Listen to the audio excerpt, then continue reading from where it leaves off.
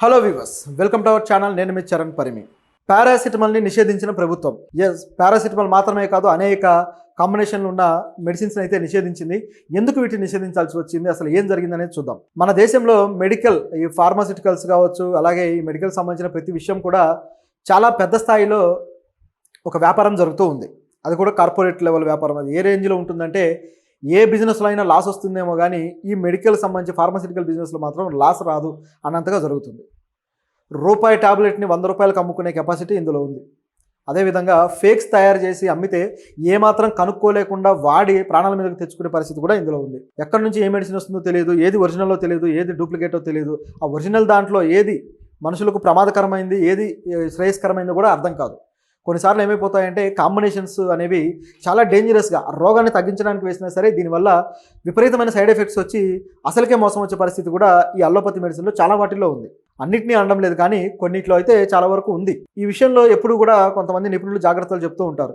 హెడేక్కి ఎక్కువగా టాబ్లెట్లు వేసుకుంటుంటే అలా వేసుకోవద్దు, సైడ్ ఎఫెక్ట్లు వస్తాయంటారు. ఈ రకంగా ఒకటి కాదు, రెండు కాదు. అలాగే పెయిన్ కిల్లర్స్, కొంతమంది అయితే పెయిన్ కిల్లర్స్ వేసుకొని అలా బాగా అలవాటు అయిపోయి చివరికి బోన్స్ వీక్ అయిపోయి బోన్స్కి సంబంధించిన ఆ డిసీజులు వచ్చి చనిపోయిన వాళ్ళు కూడా ఉన్నారు. ఇంత విపరీతమైన పరిస్థితి వీటిలో ఏర్పడుతుంది. సో ఇప్పుడు ఈ మెడిసిన్స్ దాదాపు 156 రకాల కాంబినేషన్స్తో కూడిన మెడిసిన్స్ని ఇప్పుడు ప్రభుత్వం నిషేధించింది. అవేంటనేది చూస్తే పారాసిటమాల్, అలాగే పెయిన్ కిల్లర్స్, పెయిన్ రిమూవర్స్ అంటే పెయిన్ రిలీఫ్ ఇచ్చేవి మెడిసిన్స్. సో వీటితో పాటు కొన్ని మల్టీవిటమిన్ టాబ్లెట్స్, ఇట్లా చాలా వాటిని నిషేధించింది. పారాసిటమాల్, అలాగే సిట్రజైన్ తెలుసు కదా, సో అది, అలాగే మరికొన్ని మెడిసిన్స్, ముఖ్యంగా ఫిక్స్డ్ డోసేజ్ ఏవైతే ఉంటాయో అటువంటి వాటిని నిషేధించడం జరిగింది. యాంటీబయాటిక్స్, అలాగే ఫిక్స్డ్ డోస్ కాంబినేషన్ డ్రగ్స్ అనమాట, అంటే ఎఫ్డిసి అంటాం. సో ఇవి, అలాగే మెఫనామిక్ యాసిడ్, అలాగే పారాసిటమాల్ ఇంజెక్షన్ కలయికతో కూడిన కొన్ని మెడిసిన్స్, ఇవి నిషేధించారు. అలాగే నొప్పికి, అలాగే వాపుకి కొంచెం పెయిన్స్ ఉంటాయి కదా, సో వీటికి సంబంధించిన మెడిసిన్స్, అలాగే కడుపు నొప్పిని తగ్గించే ఒమెప్రజోల్ అనే మెడిసిన్, సో వీటిని కూడా నిషేధించారు. అలాగే మెగ్నీషియం డైసైక్లోమైన్ ఇలాంటివి, అంటే ఈ కాంబినేషన్స్తో కూడినవి కూడా నిషేధించారు. సో మంత్రిత్వ శాఖ ఏమంటుందంటే ఎఫ్డిసిలు వాడడం అనేది ఆరోగ్యానికి ప్రమాదకరం అని చెప్పేసి చెప్పడం జరిగింది. కాబట్టి కొన్ని రకాల మల్టీవిటమిన్స్ కావచ్చు, అలాగే పారాసిటమాల్స్ కావచ్చు, వీటి విషయంలో అయితే ప్రజలు జాగ్రత్త వహించాల్సిన అవసరం అయితే ఉంది. ఎందుకు వీటిని ఇప్పుడు నిషేధించింది ప్రభుత్వం అని చూస్తే, మన దేశంలో ఎప్పుడూ కూడా కొత్త రకం మెడిసిన్ తయారైనప్పుడు వాటి మీద కొన్ని టెస్టులు పూర్తి కాగానే మంత్రిత్వ శాఖ పర్మిషన్ ఇచ్చేస్తుంది. ఆ తర్వాత అవి మార్కెట్లోకి వస్తాయి. మార్కెట్లోకి వచ్చిన తర్వాత అవి విచ్చలవిడిగా జనాలు వాడుతూ వెళ్ళిపోతుంటారు. అయితే దీంట్లో ఫర్దర్గా ఇంకా టెస్టులు చేయాల్సిన పరిస్థితి ఉన్నా సరే కొన్నిసార్లు మన దేశంలో అటువంటి టెస్టులు జరగట్లేదు. దాంతో ఆ కాంబినేషన్స్లో అదర్ కాంబినేషన్స్ కొన్ని యాడ్ చేయడము, అదేవిధంగా కొన్ని రకాల రుగ్మతలు క్రియేట్ అయ్యేలాగా వాటి పరిస్థితి తీసుకురావడంతో అవి వాడి 1 సంవత్సరానికో 2 సంవత్సరాలకో వాటి సైడ్ ఎఫెక్ట్స్ అన్నీ వచ్చాక అప్పుడు మళ్ళీ ఆ సర్వేల రూపంలోనూ వీటిని గ్రహించి తిరిగి వీటి మీద మళ్ళీ టెస్టులు చేయాల్సిన పరిస్థితి ఏర్పడుతుంది. సో ఇంత ప్రాసెస్లో చాలా నష్టపోతున్నారు అన్నమాట ప్రజలు.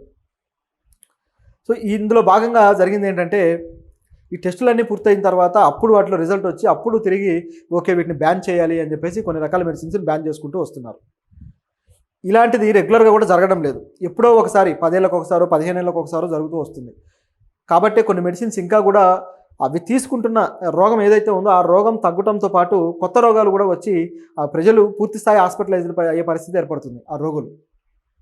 ఈ విషయంలో అయితే కొన్ని ముఖ్యంగా ఈ ఫార్మాస్యూటికల్స్ మీద విమర్శలు అయితే ఉన్నాయి. అంటే ప్రభుత్వం ఇచ్చిన ఏదైతే కండిషన్ ఉంటుందో వాళ్ళకు పంపించే, ఇప్పుడు మామూలుగా చూసుకుంటే ఈ ఫార్మాస్యూటికల్స్ సంబంధించిన ఏ మెడిసిన్ అయినా సరే దాంట్లో ఏమేమి కలిపారు, ఏమేమి కాంబినేషన్స్తో తయారు చేశారు, దేని డోసేజ్ ఎంత ఉంటుంది అనేది ప్రతిదీ కూడా డీటెయిల్స్ రూపంలో ప్రభుత్వానికి సమర్పించాలి. అయితే వీళ్ళు సమర్పించేదానికి వీళ్ళు తయారు చేసేదానికి మధ్య తేడాలు గమనించే పరిస్థితిలో ప్రభుత్వము లేదు, చెప్పడానికి వీళ్ళు సిద్ధంగా లేరు. ఈ విధంగా వెళ్ళిపోతుంది అన్నమాట. గతంలో ఒక కేసు చూసాం. ఏంటంటే మన దేశంలో ఒక టాప్ మోస్ట్ ఫార్మాస్యూటికల్ సంస్థ ఏం చేసిందంటే ఆఫ్రికా కంట్రీస్కి ఒక దగ్గుమందుని ఎగుమతి చేసింది. ఆ దగ్గుమందుని తీసుకున్న చాలామంది చిన్నపిల్లలు చనిపోయారు, చిన్నారులు. ఇంతమంది చనిపోయారు, భారతదేశం నుంచి ఇది వచ్చింది, దీన్ని నిషేధించాలి అని చెప్పేసి అంటే ఒక్కసారిగా మన దేశంలో కలకలం రేగింది. ఆఫ్రికా కంట్రీలకు ఈ విధంగా జరిగింది, మన దేశం నుంచి మెడిసిన్ వెళ్తాయని. నిజానికి మన దేశం మెడిసిన్ మీద అందరికీ నమ్మకం ఉంటుంది. ఎందుకంటే ప్రపంచంలో 60% వ్యాక్సిన్స్ ప్రపంచానికి అందిస్తూ ఉన్న కంట్రీ ఏదన్నా ఉందంటే అది భారతదేశం. అదేవిధంగా అమెరికాతో సహా చాలా దేశాలకి అనేక రకాల సాధారణ మెడిసిన్స్ మన దేశం అందిస్తూ ఉంది. ఇప్పుడు ఉక్రెయిన్ వార్లో కూడా ఉక్రెయిన్ రష్యా వార్లో కూడా ఆ గాయపడిన సైనికులకు కావాల్సిన ఏవైతే మెడికల్ కిట్స్ ఉన్నాయో, మెడిసిన్స్ ఉన్నాయో, ఇవన్నీ కూడా మన దేశం నుంచి అందిస్తూ ఉన్నాం. మనం తటస్థంగా ఉంటూనే ఈ మెడికల్కి సంబంధించిన విషయాల్లో మనం యాక్టివ్గా ఉన్నాం. అలాగే ఇజ్రాయెల్ వార్లో కూడా ఆ వార్కి సంబంధించి కూడా మన దేశం మెడిసిన్స్ పంపిస్తూ ఉంది. ఇట్లా అన్ని ప్రాంతాల్లోనూ మన దేశం ఎప్పుడు కూడా మెడిసిన్కి సంబంధించి మొట్టమొదటి స్టెప్ తీసుకుంటూ ఉంటుంది. ఆ కరోనా టైంలో కూడా ఒక మెడిసిన్ని మనం ఆపేస్తే, నిషేధించి మన దేశంలో మాత్రం వాడాలని చెప్పినప్పుడు ఆ ట్రంప్ కూడా కాస్త ఘాటుగా వ్యాఖ్యలు చేశాడు. భారతదేశం రిటాలియేషన్ ఎదుర్కొంటుంది అది అని చెప్పి మాట్లాడాడు. దానికి మన దేశం క్షమాపణ అడగకపోగా మళ్ళీ ట్రంప్కు భయపడి మెడిసిన్స్ కూడా పంపించారు. మళ్ళీ మానవత్వంతో పంపిస్తున్నామన్నారు, కానీ క్షమాపణ అడగలేదు. సో ఇట్లా ఉంటుందన్నమాట మన వాళ్ళది. సరే, ఏదేమైనా మానవత్వంతో ప్రతి చోట కూడా పంపించడం మన దేశానికి ఉన్న ఒక గొప్ప ఖ్యాతి. అయితే మన దేశంలో ఫార్మా కంపెనీలు మాత్రం కొన్నిసార్లు దొంగ పనులు చేస్తూ ఉంటాయి. కొన్ని కంపెనీలు, ఈ కంపెనీ ఈ విధంగా ఆఫ్రికాలో చేసిన తర్వాత మన దేశంలో కలకలం చెలరేగితే చివరికి మన దేశంలో ఏమన్నారంటే, మేము ఇండియాలో మాత్రం ఆ మెడిసిన్ అమ్మట్లేదు, కేవలం అక్కడికే పంపిస్తున్నామంట. ఇలా అనడంతో ఇంకాస్త కోపం ఎక్కువైంది. ఎందుకంటే ఇండియాలో ఆ మెడిసిన్ అమ్మడానికి పర్మిషన్ లేదు కాబట్టి వాళ్ళు అమ్మట్లేదు. సో ఇండియాలో పర్మిషన్ లేని, ఇండియా పీపుల్కి ప్రమాదకరమైన మెడిసిన్ని పక్క దేశాలకు పంపించి వాళ్ళ ప్రాణాలు మాత్రం తీస్తాం అన్నట్టుగా ఉంది వీళ్ళది. ఎంత దుర్మార్గం! చిన్నపిల్లలు చనిపోతున్నారు, అరే దీనివల్ల చనిపోతారు అని తెలిసి కూడా ఈ విషయాన్ని ఎందుకు వాళ్ళకి పంపించారు? అది మెడిసిన్ కాదు, విషం. కేవలం డబ్బు కోసం కొన్ని కంపెనీలు కక్కుర్తిపడి ఈ విధంగా చేస్తుంటాయి. సో ఇలాంటి కంపెనీల మీద యాక్షన్ తీసుకోవడానికి మన ఆరోగ్య మంత్రిత్వ శాఖ కావచ్చు, అలాగే దేశంలో ఉన్న అత్యున్నతమైన సంస్థలు ఏవైతే ఉన్నాయో వీటి పర్యవేక్షణ, అలాగే దీనికి ఎప్పటికప్పుడు రెగ్యులేషన్ చేయడం కావచ్చు, ఇవన్నీ కూడా అవసరం.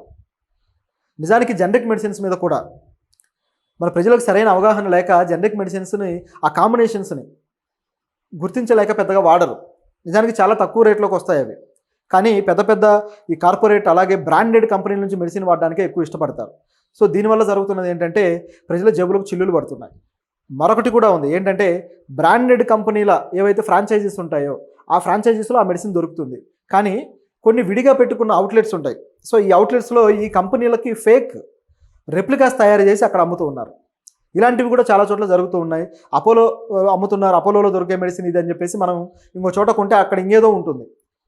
ఫేక్ మెడిసిన్ మన దేశంలో విపరీతంగా నడుస్తుంది. ప్రతి దాంట్లోనూ కల్తీ ఉందనుకోండి, కానీ ఆరోగ్యానికి సంబంధించి అంటే ఏదైనా రోగం తగ్గించుకోవడానికి తీసుకునే దాంట్లో కల్తీ ఉంటే మాత్రం వాడికి రోగం తగ్గకపోగా చాలా త్వరగా పాడుగట్టేసుకునే పరిస్థితి వస్తుంది అనమాట. అటువంటి పరిస్థితులు జారుకుంటున్నారు. కాబట్టి ఈ విషయంలో ఈ 150 రకాల మెడికల్ కాంబినేషన్స్ ఏవైతే నిషేధించారో వీటిని మాత్రం చాలా మెచ్చుకోవాల్సిన విషయం. భారతదేశంలోని ఈ శాఖ ఏదైతే ఉందో దీన్ని అప్రిషియేట్ చేయాల్సిన విషయం.